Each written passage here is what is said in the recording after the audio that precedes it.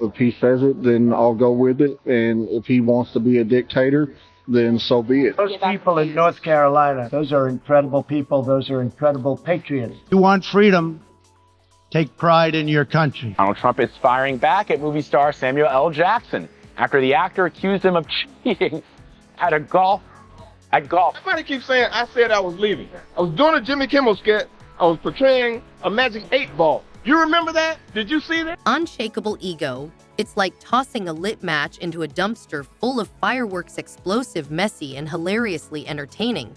But this isn't just about the chaos. It's a masterclass in how to dismantle a bully with nothing but wit and confidence. Jackson, the king of unflinching comebacks, wouldn't just clap back to turn Trump's own bravado against him with a single raised eyebrow and a perfectly timed motherfucker please. Meanwhile, Trump's trademark bluster would meet its match in Jackson's effortless cool, leaving the former president scrambling for a coherent retort. The beauty of this clash, it's a lesson in psychological warfare. Jackson's calm, measured disdain would expose Trump's fragile ego, proving that real power doesn't need to scream. Every sarcastic jab, every dismissive chuckle would chip away at the illusion of dominance, because nothing unsettles a bully like someone who refuses to play their game. Before we continue, quick favor: if you enjoy this kind of content, take a second to like and subscribe. Over 98% of viewers watch without subscribing, and while it costs you nothing, it massively helps us grow. Hit that button.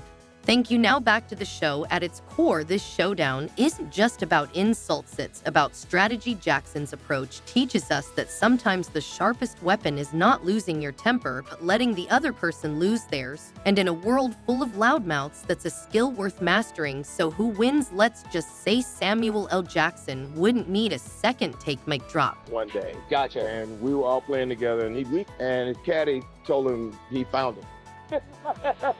That was the caddy soaking wet. When the last guy was here, you were shipping jobs to China.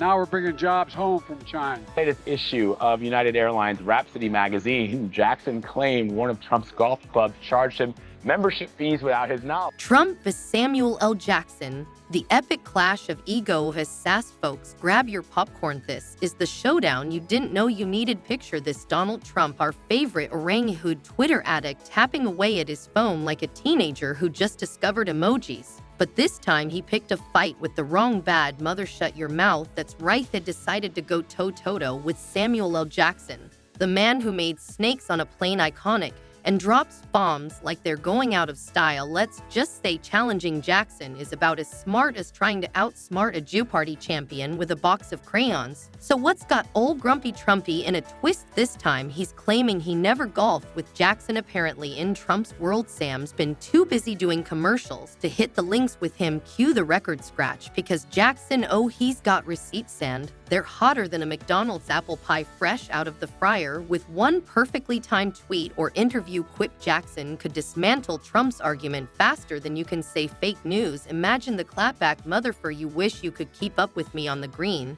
This isn't just about golf, it's about credibility. Jackson doesn't need to lie. He's got the career, the respect, and the unshakable cool to let the truth speak for itself. Meanwhile, Trump's denial just adds another tally to his long list of wait that never happened moments. Lesson learned: don't bring Twitter fingers to a verbal knife fight with Samuel L. Jackson. The man doesn't just win, he owns the moment. Mike, like this content, smash that subscribe button. It's free, and it keeps the laughs coming. As you know, I've come here from New York, where I'm being forced to endure a Biden show trial, all done by Biden. Ball into a lake at Trump National in Jersey, and his caddy told him he found it. The magazine then asked Jackson if he was a better golfer than the Donald, and Jackson reportedly said, "I am for sure, because I don't cheat." Samuel L. Jackson vs. Trump, the receipts don't lie. Oh, this is beautiful. Samuel L. Jackson isn't just talking trash, he's got proof. A bill from Trump's own golf club stamped with Jackson's name just landed like a truth bomb. Oops, looks like someone got caught with their pants down, and for once it's not Bill Clinton. Trump's trying to gaslight America harder than a 19th century lamplighter working overtime. But Jackson, his not playing along, turns out Trump's memory is about as reliable as a chocolate teapot in a sauna, completely useless. But hey, let's cut the guy some slack. When you're busy running the country into the ground and rage tweeting about CNN, who has time to remember pesky little things like facts? And just when you think it can't get better, Jackson's only getting started. His sass engines are revving hotter than Trump's face after a botched spray tan. His not just bringing receipts rolling in with a whole filing cabinet of comebacks, each one sharper than the last. This isn't just a feud, it's a masterclass in how to humiliate a liar with zero effort. Jackson doesn't even need to raise his voice. He just drops the evidence, smirks, and lets the internet do the rest. Final verdict: Trump picked the wrong legend to mess with, and Jackson, well, he's just sitting back, sipping his juice or something stronger, and enjoying the show. Checkmate. Love this hit, like and subscribe, because watching clowns get owned never gets old. In order to make America great and glorious again, I am tonight announcing my candidacy for President of the United States. Clear it up. We'll clear it up. You cleared it up by being a smart journalist yourself and saying, you know that was a Jimmy Kimmel skit, right? If he says it, then I'll go with it. And if he wants to be a dictator, then so be it. Samuel L. Jackson just turned Trump into a verbal speed bump. And it's glorious. Hold on to your MAGA hats, folks, because Samuel L. Jackson just transformed this Trump feud into a 5-alarm roast session, and the former president's ego is burning hotter than his infamous Mar-a-Lago spray tan in mid-July. Our favorite bad mother, shut your mouth, isn't just annoyed, he's reached full Samuel L. Jackson levels of fury. And the result is a verbal smackdown so brutal Trump's left looking like a startled raccoon caught in a spotlight. This isn't your average Twitter spat. Jackson, a man who spent decades delivering iconic lines with lethal precision, is treating Trump like a low-rent villain in one of his movies.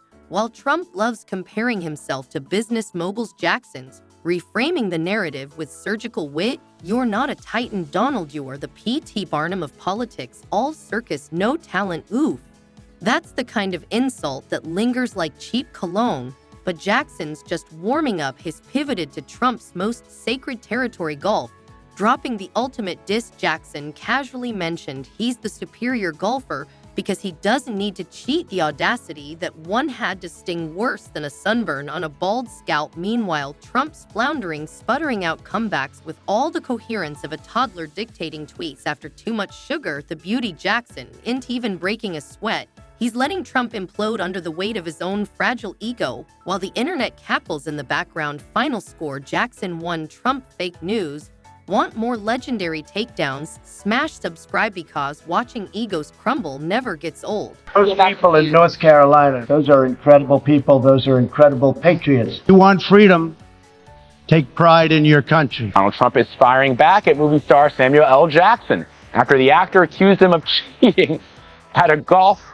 Somebody keeps saying I said I was leaving. I was doing a Jimmy Kimmel skit. I was portraying a magic 8-ball. You remember that? Did you see that? Celebrities join Samuel L. Jackson in historic Trump roast, and its glorious chaos move over. Comedy Central Hollywood just launched the greatest Trump roast of all time, and Samuel L. Jackson is the ringmaster. The moment Jackson dropped his scathing truth bombs, the celebrity world pounced faster than Trump on a Big Mac. What started as an unknown verbal duel has exploded into a full-blown comedy riot, with A-listers lining up to take their shots at the orangutan target.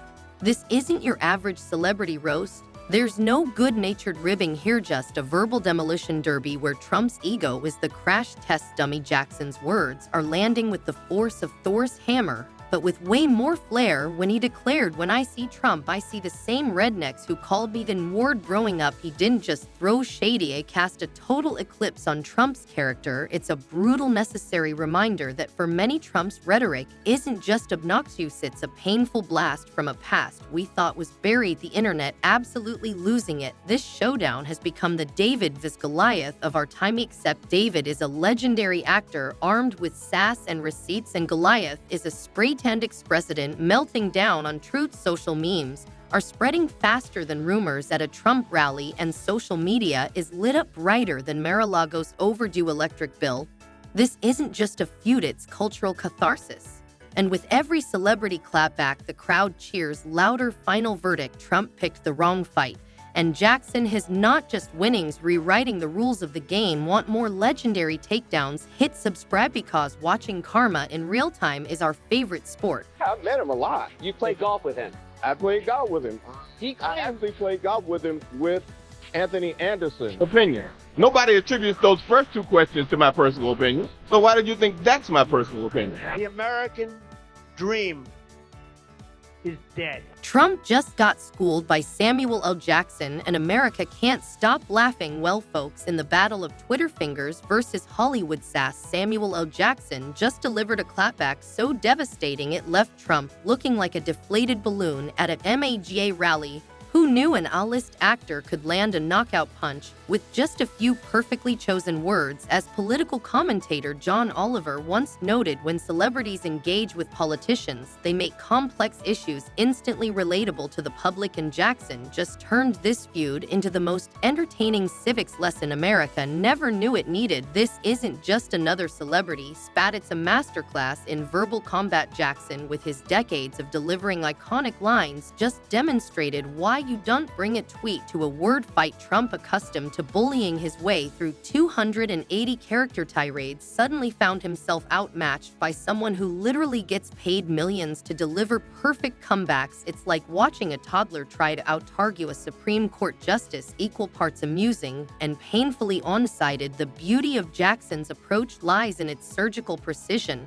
While Trump flails about with all the grace of a golf cart in a sand trap, Jackson simply drops truth bombs with that signature cool detachment.